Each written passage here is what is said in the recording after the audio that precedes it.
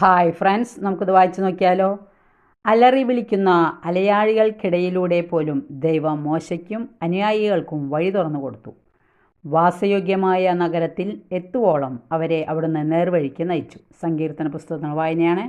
107 അധ്യായം 7 തിരുവചനം. നോക്കാം.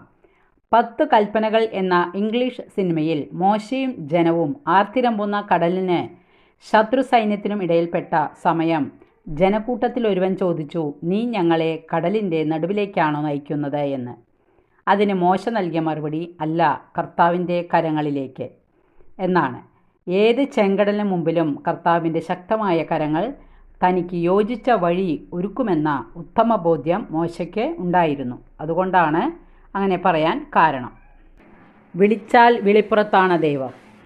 നമുക്ക് പ്രാർത്ഥിക്കാം. ദൈവം നമ്മളെ അനുഗ്രഹിക്കട്ടെ. വചനം ഇഷ്ടപ്പെട്ടെങ്കിൽ ലൈക്ക് ചെയ്യുക. Thank you.